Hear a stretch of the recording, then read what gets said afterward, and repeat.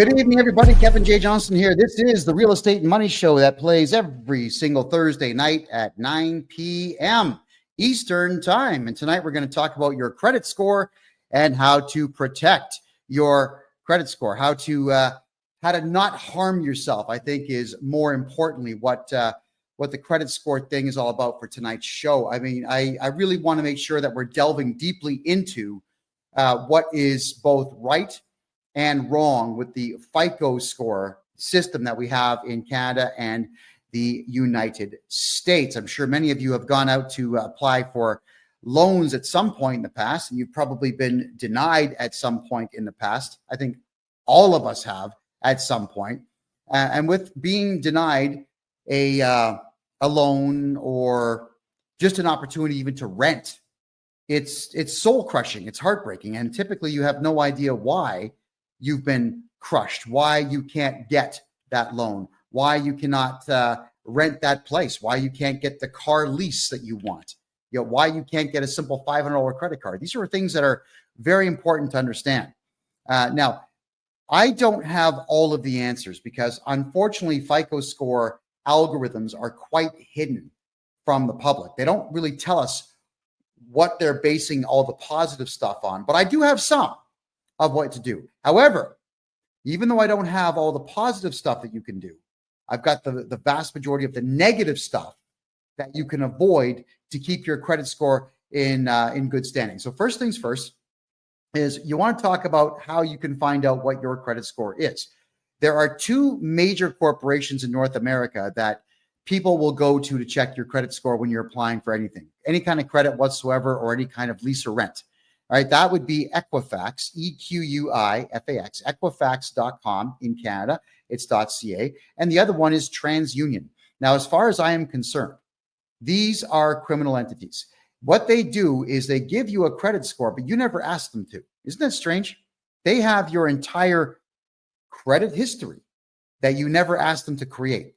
They have a credit score for you that you never asked them once to keep on. They're keeping records on your spending habits that you've never given permission for them to do. But somehow, if you've got a social security number in the States or a social insurance number in Canada, somehow they will know that you have these very things. So how do we combat this nonsense? And it is nonsense. All right. For TransUnion and for Equifax, all of you have to find out what your FICO score is. It goes, I think as low as 300, it goes all the way to 950. If you have a FICO score of 750 or higher, you're going to be pretty good at getting bank loans out there. And there is a way to get that to happen. I'll cover as much as I can in the next 52 minutes because it's only an hour show, everybody. How do you get your score? Well, Equifax and TransUnion, because of whatever deals that they've signed with the government, have to give you one free credit score of your own each year. So you go to their website, equifax.com or .ca, transunion.com or .ca, and you give them your necessary identification. Don't use a driver's license. If you've got a passport, always use your passport for any form of identification in Canada. Anytime at all that you want to know or do anything for that matter, it's passport only. It's nobody's business where you live. I know that a lot of you out there don't think that you've got the right to have your driver's license go to a PO box, and many of you can't afford to have one, but maybe 10 or 20 friends should all get together and have a PO box, split the cost, and send your driver's license there, just so that there is nobody spying around your house looking for what you got. All right. And the reason I say that is as a podcaster, unfortunately, when I was podcasting in Calgary in 2021, everybody in the city knew where I lived. They all knew that there was going to be a podcast taking place there. So we always had to double lock and triple lock our doors. So we had the front door was locked. We put a steel cage over the window of the room that we used, and we installed an extra door in the hallway and put a lock on that just to buy time if anybody chose to break in. It sucks when people know where you live. So don't let anyone know where you live. But you are allowed to get yourself that free credit score, and you got to find out everything on that credit report that is harming you. Now, you have the right to object to everything on your credit score when you get it. Now, don't be silly and object to everything at the same time. What you got to do is you got to pick on small stuff. So what you got to look out for is late payments on credit cards. You got to look out for a bill you didn't pay and figure out who it was you didn't pay it to. You got to look for what's called the R9. R9 is when you just completely abandon a debt. All right. How do these things get there? Well, people that you didn't pay will put it there. Sometimes people you don't like will put it there to damage your credit score, damage your reputation. So you want to begin writing simple letters, send them registered mail to Equifax saying that you have no idea what that is. It seems like it's either erroneous or it's fraudulent. Please remove it. And they are obligated at that point to prove that there was a debt. You don't have to prove there is no debt. They have to prove that there is one. If there's going to be an R9 or any particular type of complaint on Equifax or TransUnion, you've got to demand in your letter, what is it? Who's the contract with? Where did it come from? Why is it there? And they've got to prove all that. If they can't prove it, you have to demand you deal with this in 30 days or you must remove it, and they will remove it. R9s are a bit more difficult if it's a credit card company, because obviously the credit card company will be able to prove it, but we can still argue it. You want to make sure that each time you get something off your credit score, that you send another letter in complaining about the next thing. Get your credit score to be patched up as quickly as is possible. Now, what is it based on? Well, here's a graphic, everybody. I got to put this white piece of paper here so you can see all the numbers. All right. 30% of your credit score is based on the amounts that are owed. 10% is on new credit that you acquire. 15% is the length of your credit history. I'll move the microphone here. 10% would be credit mix. It's not really defined all that well. And 35% will be your payment history. Okay, where do we begin with this? Let's say you just are starting off in life and you want to build some credit. How do you do it? Well, you would apply for a simple credit card, get yourself the minimal amount, which is a $500 credit card. They usually will just give those out to everybody. They really will. Go to a bank machine, take a cash withdrawal, hide the money somewhere. A week later, pay it off. Do it again, pay it off. Do it again, pay it off. Just keep doing this. So while you're taking cash withdrawals on your credit card, now don't make purchases because you got to pay for the purchase. You're taking out cash and you're going to put it back on. Yes, you're going to pay a transaction fee, depending on the machine, $1, $5. It's going to be something like that, but you're building credit. You're building a history of paying your bills to a major creditor. Then you'll go to a bank, you'll open up a bank account, and you'll ask for a very small bank loan. Let's say $1,000. Why? Oh, it's for school and I got to buy a laptop. Oh, okay, that's fine. They'll get it to you. Don't spend it. Put the money in a hidden, hide the money somewhere that no one's going to find it. Make 3 payments and then go pay it off. Now you got to ask for $2,000. Repeat the process. Make 3 payments and then pay it off. Don't spend the money because then you have to go out and earn that money. And now what you're doing for your credit score is you're building credit score points up. And it works. Eventually you'll get a $5,000 loan, then 10, then 20. You're going to keep doing this until you actually need to borrow on something in the future that will improve your life. Like, let's say a car, a truck. Don't buy those. They depreciate. Better yet, a house. Or you could lie and say you need a loan to buy a house, but then just go ahead and buy a ton of Bitcoin. And when the Bitcoin appreciates, pay off the loan. All right. You always want to make sure that if you're building credit, that you're constantly paying these loans and these credit card debts off. And it's all about borrowing money, not spending it, and then paying it off within a timely fashion, we'll call it, within a good period of time.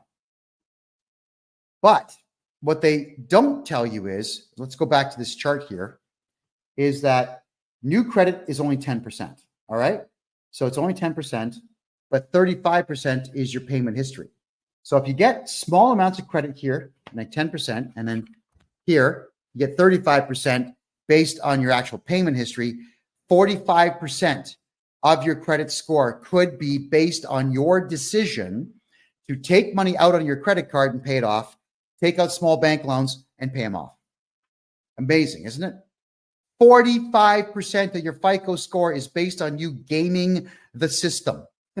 Hey, I wish they told us that. They should teach us this in school, but they don't, because they want you in debt. I want everybody watching this show to make money, get bank loans, and be out of debt. That's what I want. So I'm telling you that you got to pay attention to the fact that 45% of your FICO score is going to be based on you borrowing money and paying it off. You do it forever, for your entire life, starting from the day you become an adult till the day you die. Keep building the FICO score. Now, why would you want to do this for your entire adult life?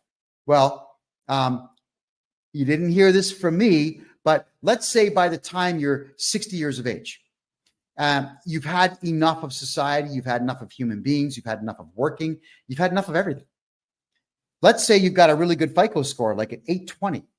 You could walk into a bank at that point and say, hey, I got an 820, I've got no R9s, I'm really good with my credit. You could take a bank loan for, let's say, 300, 350, and then go to, I don't know, Vietnam, Thailand, and live like a king. Don't bother paying it back. So what you're doing here is you're building your credit up to the point where you can just borrow a huge amount of money and retire. There you go. I'm not saying you should do that, and I'm not saying you should aspire to rip people off, but I'm saying you've got the option to do it should you decide that's the way that you want to get yourself into retirement. Why would you want to do that? Well, because Canada Pension Plan is going to be empty by 2032, so it's not like you're going to get a pension, and it's not like Social Security is going to be doing any better. I think, personally speaking, that the Social Security in the United States is going to be empty by 2040. I don't see a way to keep it afloat. It's a big Ponzi scheme, and it's running out of money. And now that all the illegals are going to be collecting it, good luck, America. So you're paying all these taxes into this system, and you're not going to benefit from it. So why not have the adult plan to have that money ready to be able to be borrowed by the time you hit that age, so you can disappear with that money? I mean, look, when a bank gives you a loan, it's not like they're taking money from the system and giving it to you. They are creating it right there on the spot. It's called fractional reserve banking. So when you get a bank loan from the bank, they put a lien on your property, but they just create the money. It just gets created from nothing. So let them create $350,000 for you when you're retiring, and then go somewhere else and spend it. Enjoy life. Live it up. You've earned it. Right? So if you've been paying into the tax system, which I don't recommend you do, I recommend you hire me to be your tax guy and not pay tax. But if you've been paying tax or paying into the system all these years, benefit from it. Benefit from it. Start planning for your retirement now by keeping your FICO score as high as you possibly can. So getting back to the FICO score, this one here, let's address the 15% of the length of your credit history. All right. Your FICO score, if you keep your FICO score in good standing through your entire adult life, if you start doing it when you're 18, by the time you get to 60, 15% of your FICO score is going to be based on the fact that you had good credit for 42 years. So keep your credit good in that time as best as you possibly can. But this is the one here that I want to warn everybody about. 30% of your FICO score is based on the amounts of money that you owe. Now, this is where I can really help you out. You got to remember that the way that the credit companies do this is that they've got hundreds of things that go against you and just a few dozen things that help you. Equifax seemingly is in the business of destroying you. Equifax seemingly is in the business of keeping you down, of not allowing you access to the capital that you need to become wealthy. That's what it seems like they're doing, which again, in my opinion, makes them criminals. But it's not like I can walk in there and just shut the company down, but I can tell you how to combat them. Knowing that 35% of your FICO score is going to be based on bad debt that you carry, here is the way to protect yourself. Let's start with basic rudimentary stuff. If you get a cell phone plan, doesn't matter with who. In the States, you got all of them. AT&T, you got Verizon, you've got Virgin, you got them all. In Canada, there's not as many. You've got Fido, Bell, Rogers. I think Cogeco just got bought by Rogers. There aren't many. It doesn't matter if you pay your cell phone bill on time for your entire adult life. That does not increase your credit score, which means that your cell phone bill should never be in your name, because I'll tell you why, is because there's a good chance at some point you're just going to forget about your bill. You're just going to forget. You didn't pay it. They report you to the credit agency, and now you've lost some FICO points. That sucks. How do you come back? Oh, let's have with this one. Let's just say they don't tell you about your roaming fee. And this has been happening with a lot of Canadian accounts. You go to Italy or you go to Germany and your phone gets turned on for just a brief second by accident. And all of a sudden, boom, $1,500 worth of roaming fees, just like that. Crazy. And if you don't pay it or you argue it, they just tag your credit score. So you can never put your cell phone in your real name, ever. You can't really do that with Bell and Rogers and the big boys because they want to see identification. But you can do it through a corporation.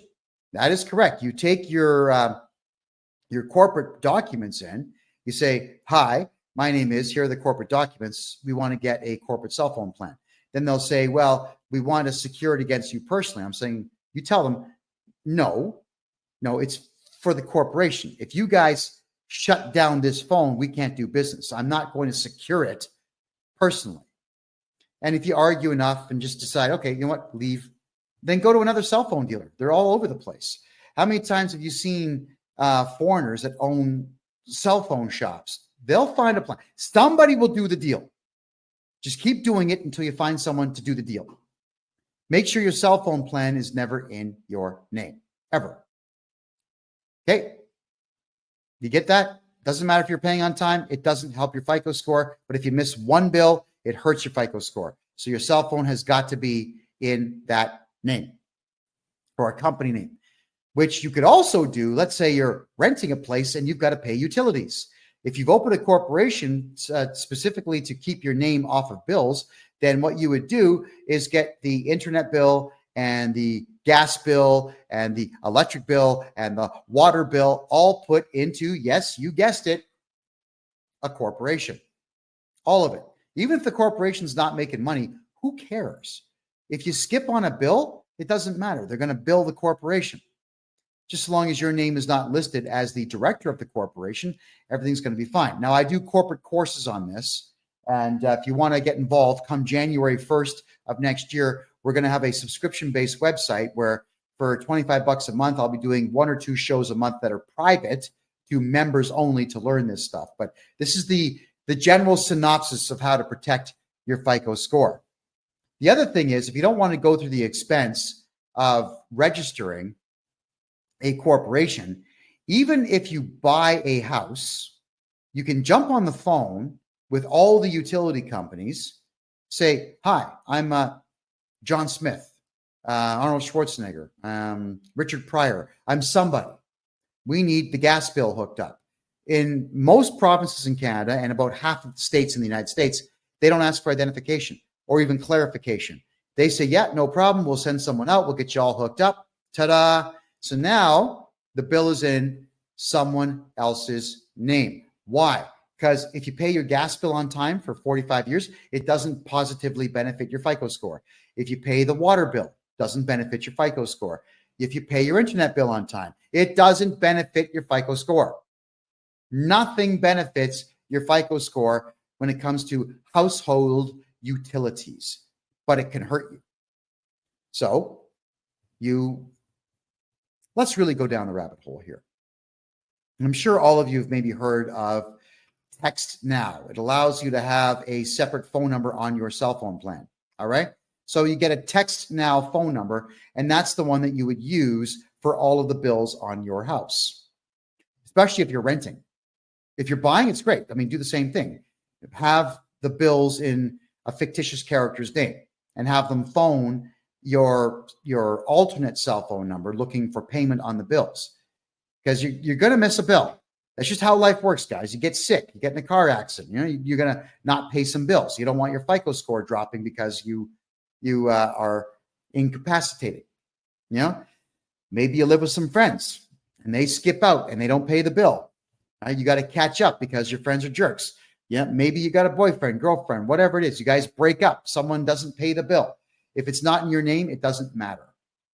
Also, what you can do is, let's say, for argument's sake, if your gas bill, your electric bill, your whatever bills you got for your house are not in your name and you're behind on things, you can call them up and say, yeah, hey, it's John Smith.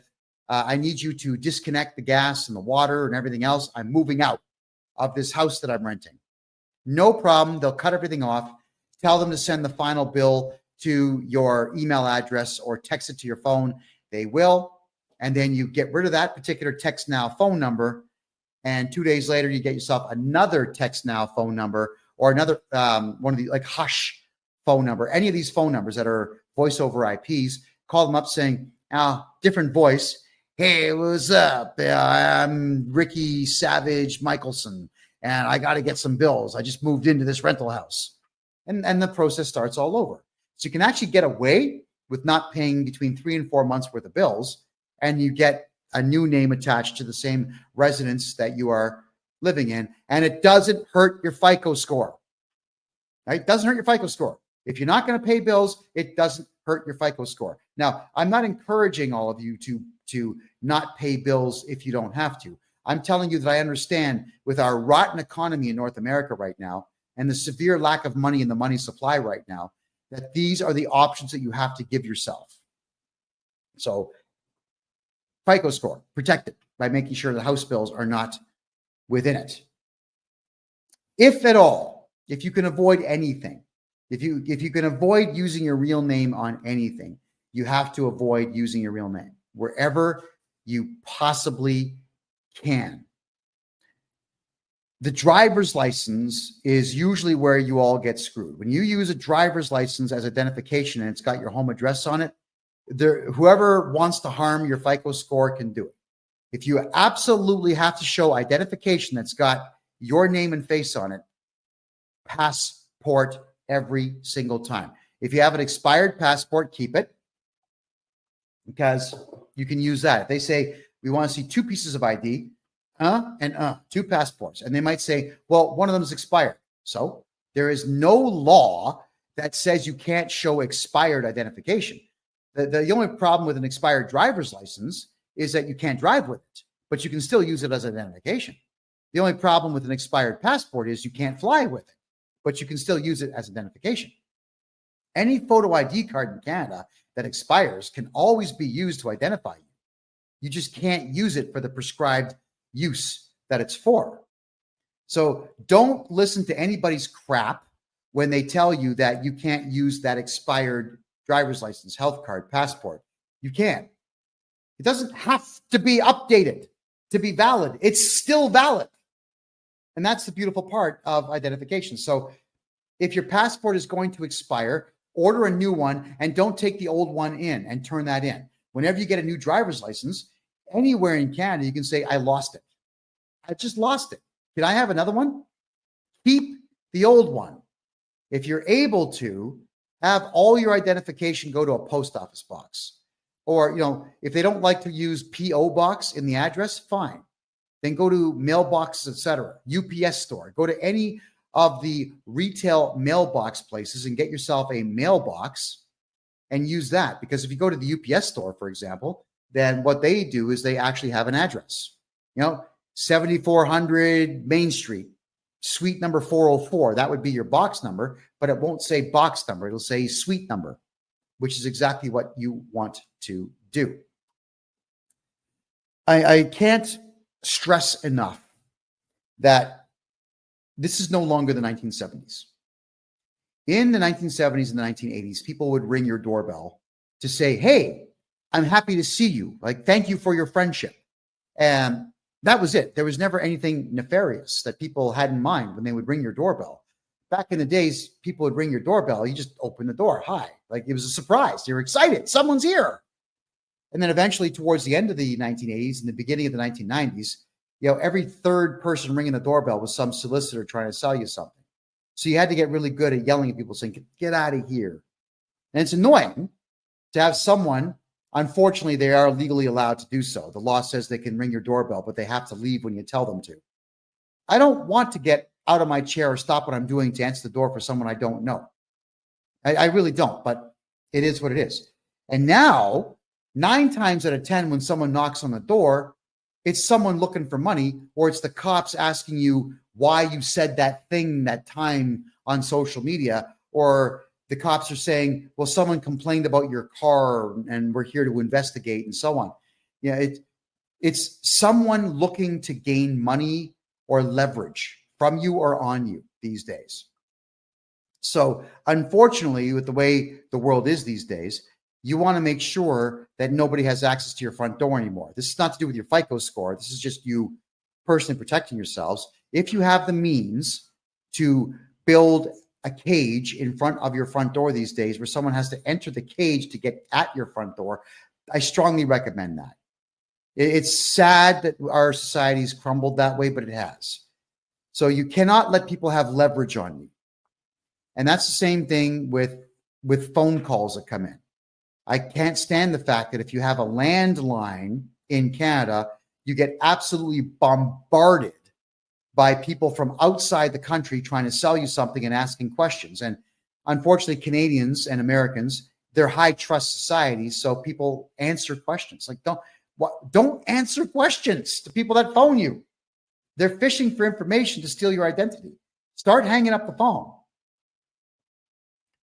It's regrettable, but we have to unfortunately go to cell phone plans and not have landlines, specifically to not get phone calls from solicitors. And when you do buy something online, or you give information online and someone else starts tagging your credit card to buy stuff, it can harm your FICO score. Got to be very careful who you give your information to. So please do not give your home address to anyone. Do not use your driver's license as identification for anything. If you're in a rental house, use fake names to get utility bills done. Passport only for ID for anything. And if you can avoid using your real name, avoid using your real name. And even for things like signing your kids up for sports. Yeah, you've got to give your kid's birth certificate up. But when they say that we want to see a hydro bill to prove that you are living where you say you are, no.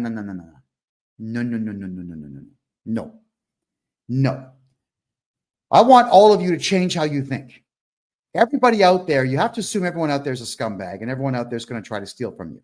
And like, I went through this nonsense in the province of Ontario with the Ontario Lacrosse Association, run by 2 very animalistic savages who were harming children. And I exposed them in the book I wrote, Lacrosse is Dead,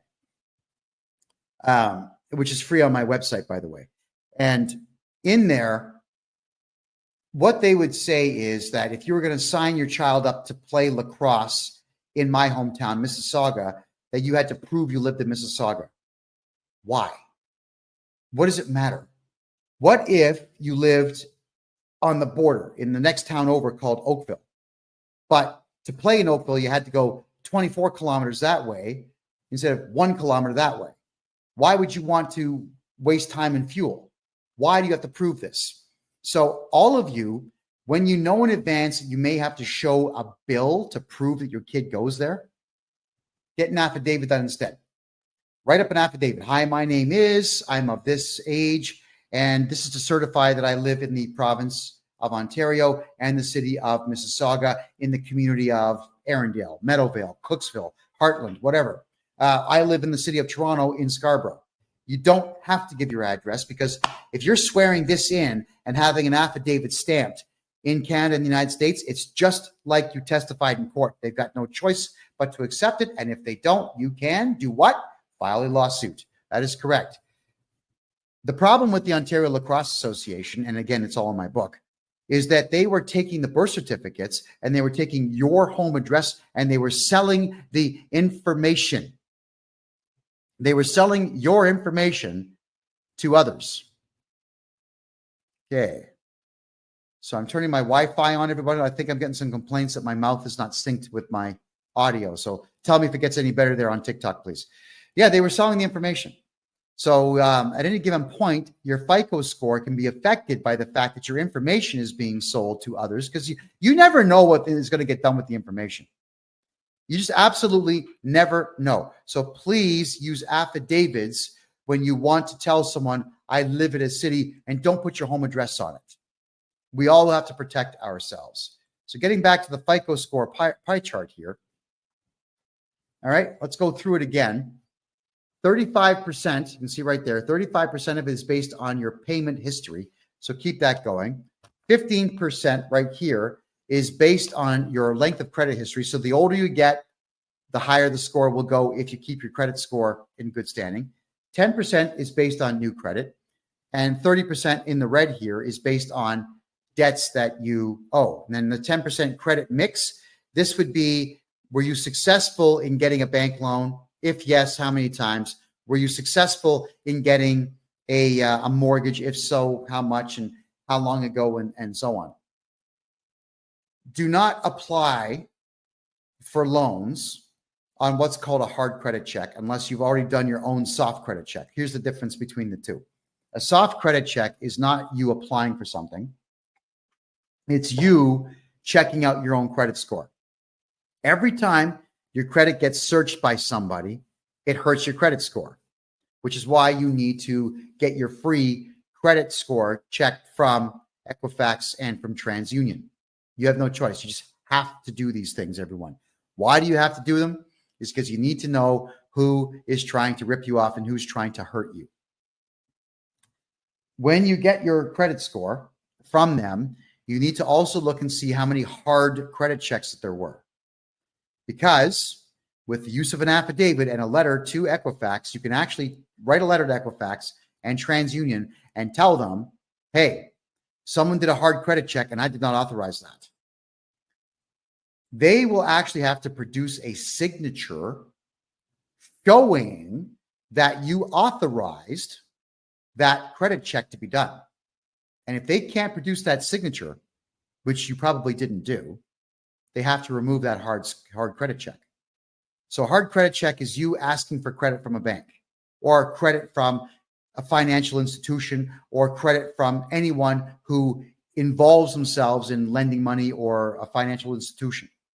You don't want hard credit checks there, right? The soft credit check is something that banks will do once a year on you just to see what your credit score is so they can adjust your bank rates up and down. It's criminal that they do it, but they do it. And the soft ones, they don't show up. So we got ourselves a troll. I just have to get rid of the troll, folks. Give me a second here. There you go. And blocked. There you go. Okay. So thank you for that. So you want to make sure that you are not letting them do the hard credit checks. The soft credit checks, they will do. The soft credit checks do not show up on your account. Be very careful how many hard credit checks that you yourself go for. If you go to get a bank loan, they'll do a hard credit check. If you don't get the bank loan, that shows up on your credit score, which is why you always have to start off with small bank loans. They might even ask you, do you have any collateral? Yeah, I've got this watch. I've got this gold bar, like whatever you have. You may have to actually let the bank hold on to things for you. Keeping in mind, if the bank loses it, they've got to compensate you 100% plus whatever other fees you demand from them. So yeah, secure the bank loan with gold or silver or jewelry if you need to. But start building your credit using the methods that I have talked about. Hard credit checks, you got to get rid of them all. You have to be in constant watch of your credit score and eliminate as much as you possibly can using everything at your disposal. And I've given you a gold here tonight, everybody. So I'd like everyone watching the show tonight to go to Equifax and TransUnion and request your free credit score. And they will send it to you. And look at everything on there and start to comprehend how easy it is for someone to harm your credit score. So if there's any questions that anybody has, I'll go right ahead and I'll take those questions now. Throw them in the chat room here. This is to do with your FICO score, everybody. It's to do with credit scores. You want to make sure that your credit scores stay intact. Oh my God, we got trolls here tonight. I thought we got rid of all these guys. Oh man. There we go. Confirm. Sorry, guys. Occasionally we get trolls coming in here that like to badmouth me.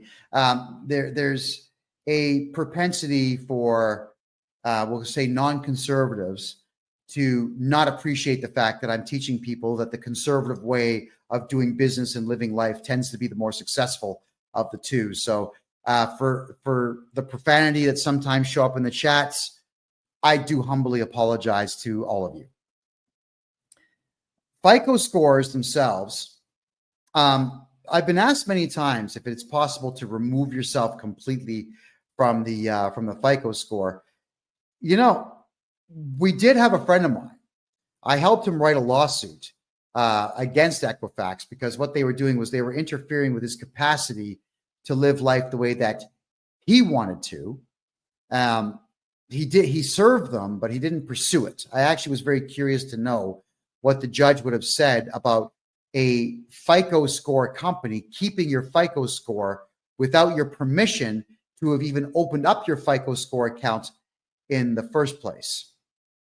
Okay, so Nada says, renewing a mortgage, and I'm not comfortable showing my bank accounts as proof of pension income. Nada, if you wanted to, you can get a hold of me on my website, kevinjjohnston.com, and you could, I can give you the contact information of a mortgage broker who can get you into a private lending situation where you don't have to show that to anybody. Because the private lenders, they're not going to check your credit rating. They're not even going to check your income.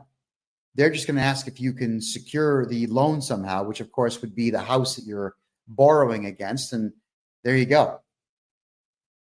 It's probably going to be 1% above prime, but at least you'll get it guaranteed without having to prove anything to anyone. And that's what the banks do. You see, Canada has asset-based lending, which is why the economy is garbage. If you don't have $1 million, you can't borrow $1 million. That's the insanity of Canada's banking system. Whereas in the United States, everything is capital-based banking. So you go into the bank with a really good idea and they'll give you money because they're hoping to make money off of you. And American banks are really, really, really good at writing off debt and selling debt to others. All right. So that is why it's so difficult to get things done in Canada. So if you're having a difficult time getting credit in Canada, it is because the system in Canada works against you. It really does work against you. And you need to combat that by taking the advice that I've given you on tonight's show. The other thing, and this is another one, they don't talk about this, but the Canada Revenue Agency will report your lack of cooperation with them to the credit companies, Equifax and TransUnion, which is why you got to come to me to get your taxes fixed. I know that you don't want to pay taxes. I get it. And technically, it's actually illegal to collect taxes, technically, but you're not going to win that argument. If you're going to pull the free man on the land stuff, the sovereign citizen stuff, you're going to lose. So what we got to do is make sure your taxes are done properly. I can get you back a fortune. Look, if I was to redo your taxes and get you back everything you paid over the last 10 years, that's not going to affect your FICO score negatively. But if you don't do your taxes for 10 straight years and you ignore them for 10 straight years, you better believe that will affect your FICO score. When we do all your taxes at one time and we find out that you don't owe money, it's going to increase the FICO score a little bit, but not much. It's not like the CRA is going to report to the credit agencies saying, oh, yeah, now he did his taxes, remove that, please. That's not what they do. That's why you have to be in constant contact with Equifax and TransUnion to be able to reverse the damage that's being done on your credit score. So to be able to remove yourself from the whole credit score thing is not something that I have pursued yet, but I'm sure at some point we're going to be able to figure that out. I'm sure there's case law somewhere in the world where that has been done. And if anybody out there knows the case law, send it to me and I'll read it and I'll interpret it and then I'll get another interpretation on it and then we will talk about it on this show.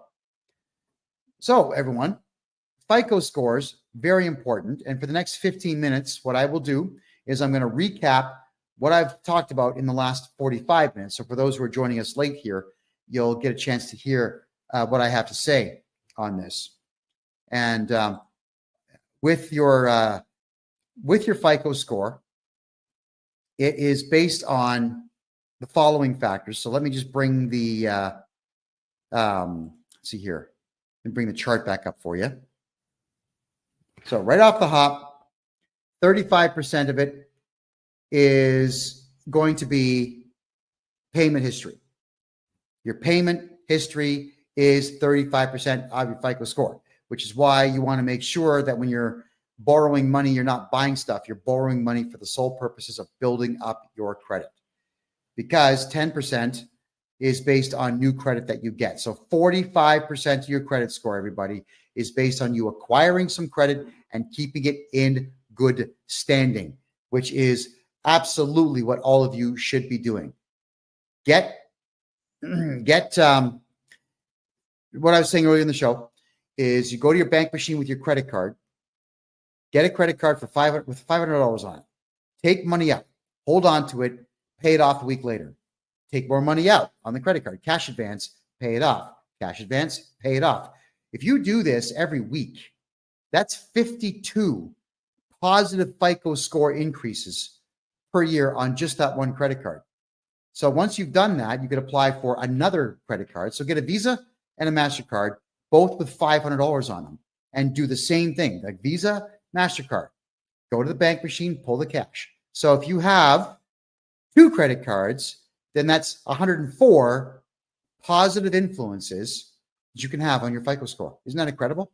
So after a year of doing that, as I said earlier in the show, you go and get a bank loan for a small amount of money, $1,000. Tell them you're buying a laptop for school. Keep the money in your room, hide it, make 3 payments, pay off the loan early.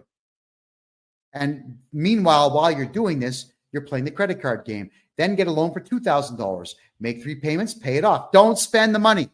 Never spend the money.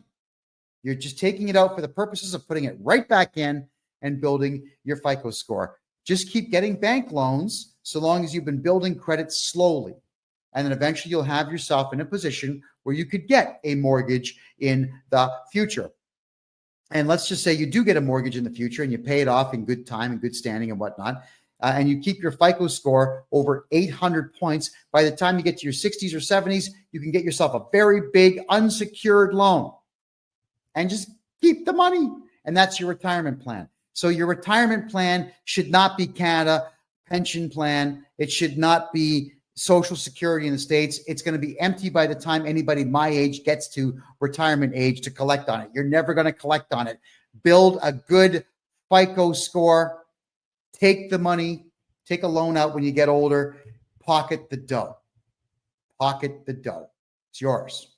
That's why I'm encouraging all of you to build credit and keep it in good standing. When you rent a house or you buy a house, none of the utility bills in that house should ever be in your name.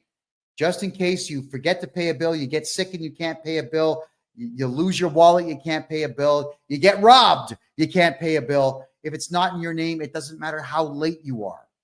It's never going to affect your credit score negatively. And that's exactly how you should want it, where it never affects your score negatively, period. Cell phones should never be in your name because at some point, I promise you, you will miss a bill or you're going to go over on your data or someone's going to ghost your phone and they're going to use your data. You got a big bill and you can't pay it, never in your name.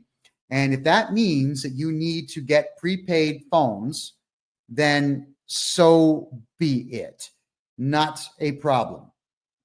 And for those who want to buy a property here in Panama, everybody, get a hold of me on my website, kevinjjohnston.com. Now, how do you not use your name when you're getting bills?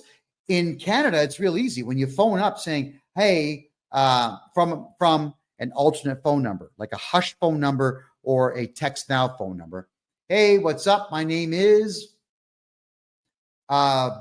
Billy Joe Jim Bob Barker. and I would like to have gas in this house. I'd like to have water in this house. I'd like to have internet in this house. So my name is Billy Joe Jim Bob Barker, and the address is 123 Jason Street. Come and install it, and they will, because the utility companies, they're all greedy. They'll just come and install it. Never in your name. Never in your name.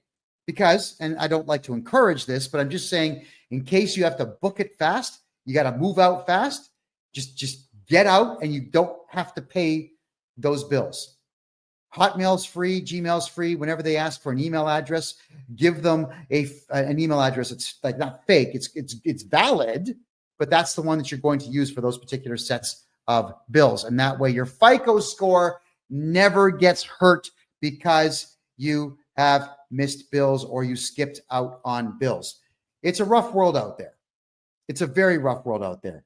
And quite frankly, with the nasty and useless service I've gotten in the past from Enbridge, Gas in Canada, from EnerSource, from all these companies, from Bell Canada for phones and whatnot, I don't care about them. These are multi-billion-dollar corporations that are multi-billion dollars corporations, not because they're good at what they do, but because they were established more than 100 years ago. So they've had 100 years to amass wealth. That's what it is. And do I care that the founders of the company may not like the fact that I'm not paying the bill? They've been dead for maybe 50 years. Who gives a crap? I don't care about massive conglomerate companies. My job is I help the little guy. I've been doing that for a very long time. And I help people retain their tax dollars, get their tax dollars back, not pay taxes and not pay bills that are going to interfere with their FICO score and their credit score in the future. And Shooker, if you haven't done your taxes in 10 years, it's okay. Get a hold of me. I'll get them all done for you at one time, and you're not going to pay a penny to the CRA. That's a promise. Get a hold of me, and we'll get them done. My name, KevinJJohnston.com. Let's wipe out your tax bill. And in fact, I prefer it when someone hasn't done their taxes for 10 years because I can get that tax return done in about 3 days. You're going to owe no money. It's going into the CRA, and that'll be the end of it. All right. So that's how it all works. Awesome. Okay. Next here, I'm just having a quick look at the questions now. All right. Moon Goddess is asking, shouldn't credit scores be irrelevant since financial institutions go into our QV accounts that are all caps? That's free man stuff, Moon Goddess, and that stuff may work if you are an absolute expert in it, but for the most part, it doesn't work, and I wouldn't count on that. What I would do is play their game in their arena, keep your FICO score as high as you possibly can, and you're going to be just fine. All right, stay away from the free man on the land, people. Okay, guys, they're going to hurt you, not help you. That's the big problem with the free man on the land stuff is you've got individuals who think they've got some magical solution, and they don't, using magic words, like sprinkling fairy dust on your paperwork and it goes away. It's not how it works. Do it my way. My way is I know the law. I've studied tax law for 40 years and criminal law for 20 years and civil law for 20 years. I know what I'm doing. We use the law and the rules of the land against them. Do it that way. How do you become a millionaire farmer? Not in Canada. But if you are a farmer and you contact me, the Canada Revenue Agency expects farms to lose money for at least a decade. So I can make sure your farm loses money and you don't pay tax. At least I can do that for you. So maybe on the years where you make $400,000 or $500,000 on a harvest, you can keep it all instead of paying tax. You know, that's the part I don't get is farmers feed entire cities. It's true. They do. So why would you want to put farmers in a position where they can't feed cities? I can't stand the idea of farmers being taxed. I actually think out of the one profession in the entire country that should be completely tax exempt, it would be farmers who sell to Canadian distributors to make sure that Canadians eat. I honestly do believe that, which is why if you are a farmer or you work in a farm or you know farmers, tell them to stay away from the company called FBC. It stands for Farm Business Consulting. They are crooked as hell, and they have absolutely destroyed hundreds of farms all over the country by over-reporting earnings that farmers are making. They really are a disgusting bunch of people. They suck at what they do. What they are is that they're franchise holders in taxes. They're not actually accountants, and they suck at what they do. So yeah, that's my personal view on farms. And whenever farmers contact me to do their taxes, I absolutely make sure they pay zero taxes. I do about 4 times the amount of work on a farmer that I would do on a regular account, because I want to make sure that farmer stays in business. If anybody ever wonders if I'm lying to you or not, just understand the fact that when Stalin caged everybody into the Ukraine and took over all of the farms and then shut them down, what happened? Between 6 and 10 million Russians and Ukrainians starved to death. That's what happens when there's no farms. People die. So I want to make sure, and I'll be petitioning the government at some point in the future to completely keep farmers from having to pay tax. And so long as they're growing, then they should not be taxed. If they are selling anything, I don't care what it is, cucumbers, wheat, beef, they should not be paying tax on any of it. And what's really bizarre too is that there is farm fuel. So you can buy diesel fuel to run farm equipment at a much lesser price. It's probably like half. I don't know the exact amount, but it's about half of what you would pay at the pump. And then what they'll do is they put this purple dye inside of it so that if you fill your tank with it to drive around, like your pickup truck or your diesel-powered Mercedes or whatever else, sometimes you get pulled over by losers, and they are losers. These supposed traffic guys, like in the province of Ontario in Canada, they're called MTO, right? And they're the guys who couldn't pass the psychological exams to become cops. So instead, they sit in these cars that have sirens on the top and cherries, and they'll pull you over saying, well, I work with the MTO, and I'm going to take your license plate. And they actually will go inside your gas tank and pull it out and see if the gas is purple. And if it's purple, they'll write you this massive $1,000 fine for using farm fuel for your vehicle. So how do you beat that? 2 gas tanks. That's what you do. You have 1 gas tank, which is the main one, partition it, put some regular gasoline into it that you never burn, and have a secondary fuel tank in there and use farm fuel. There you go. There's some help for you right there. All right. So keep in mind, everyone, you got to protect that FICO score.